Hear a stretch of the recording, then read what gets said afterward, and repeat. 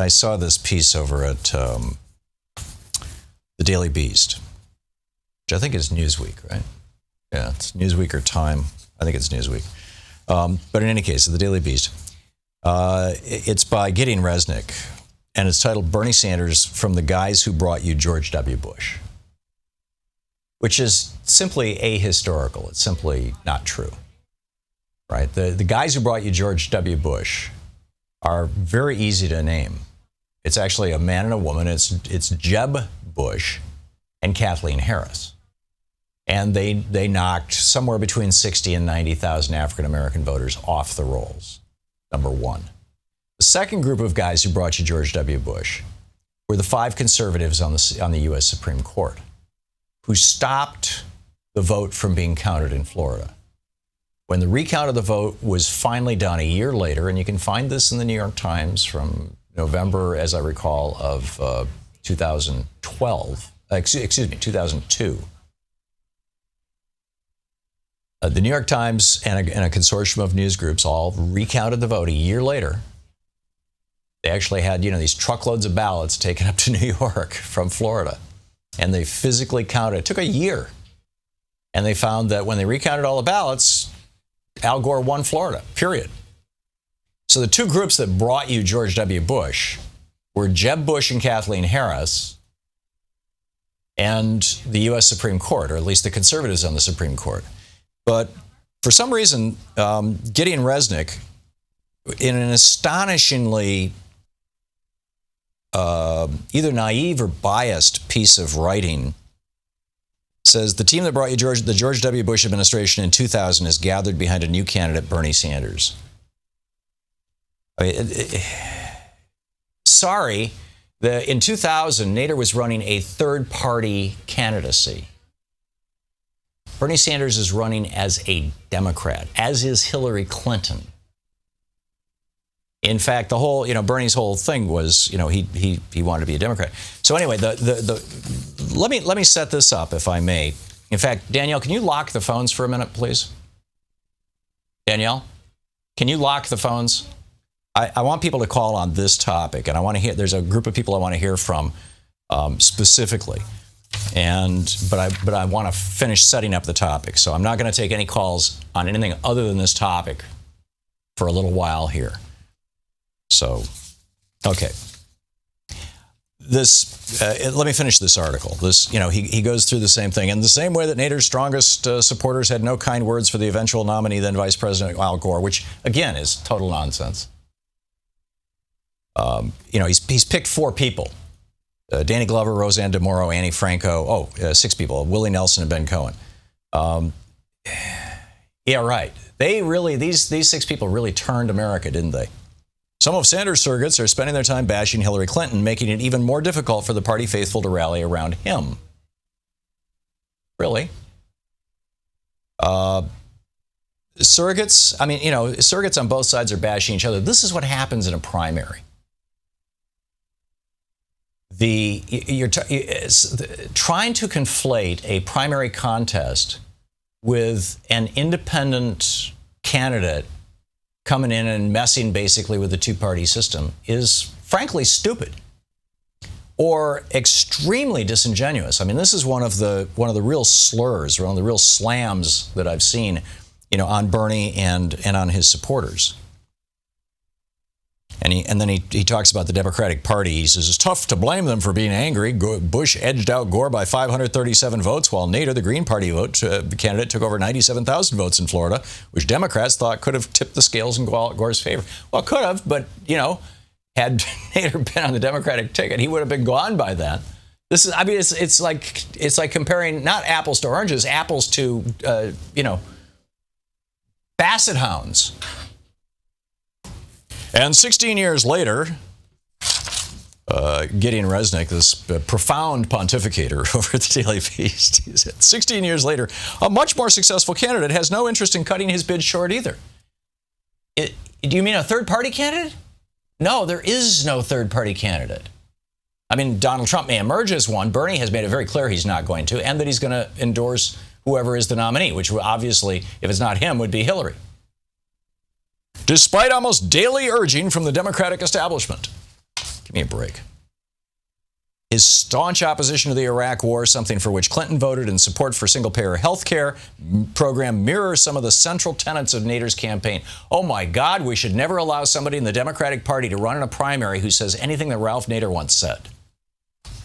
Do you get how stupid this is? I mean, I lack adjectives, frankly, so I'm going to stop at that point.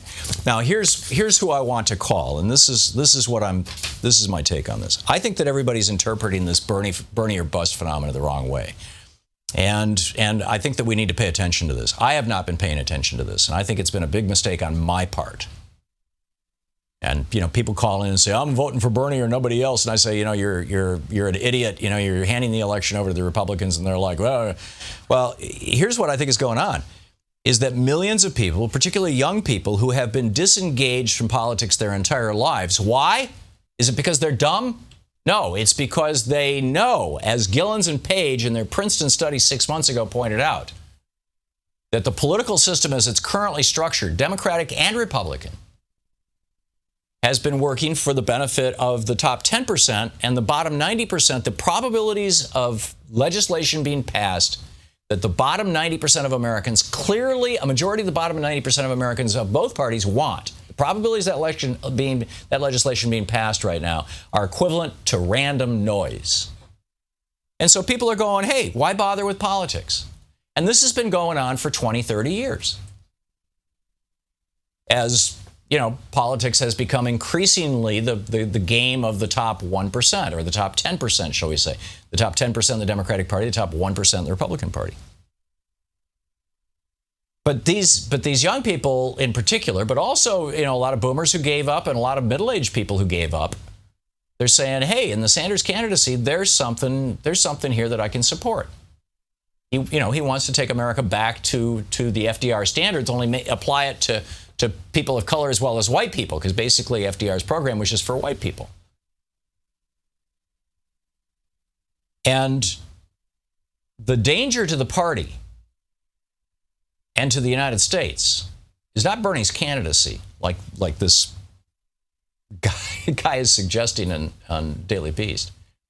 It's that if there's a perception, if Bernie loses the nomination, which is likely, not certain, but likely, possible, let's say, whatever. If he loses that nomination in a way that seems like it wasn't fair, we're risking the loss of millions of young voters who simply say, okay, screw it, I'm going away. Unless Hillary Clinton and the Democratic Party pick up this progressive opportunity that's just laying on the ground in front of them and run with it, which, by the way, Al Gore could have done, but instead he chose Joe Lieberman. This is the Thom Hartmann Program. So let me just kind of run through my summary of my thinking on this. And that is basically, number one, that everybody, I think, not everybody, but a lot of people, I think, are interpreting the Bernie or bust or the Bernie bro movement, whatever you want to call it, the wrong way. And I was too. And what I think is really going on here is not that, a segment of the Democratic Party has gone rogue or is trying to go back to its pre-1992 Democratic Party roots, although that, I think, is probably an accurate description of what's happening, at least among boomers. But what we have here is a large number of people who have had historically no political interest, or this is their first election. And were it not for Senator Sanders, they wouldn't have gotten into it. And this is the danger, is that if these folks who get it, that Elizabeth Warren is right, that the economy is rigged and our political system to a certain extent is rigged, and the two exist in the same sphere, shall we say, that it's a mutually reinforcing system. And these are people who are coming out and voting in Democratic primaries who are not Democrats, who don't identify as Democrats. This is the reason why in open primary states, Bernie wins by massive margins. It's because people are coming out and they're saying, I'm not yet sure that the Democratic Party is my thing, because it's kind of part of the establishment. But this guy Sanders, he's talking like anti-establishment, and so, or at least, beyond conventional wisdom in the establishment, which is, that you can't have all that free stuff. You can't have single-payer health care. You can't have free college education. Stuff that other countries have. And people, they look at Canada and they go, if they can do it, why can't we? Right.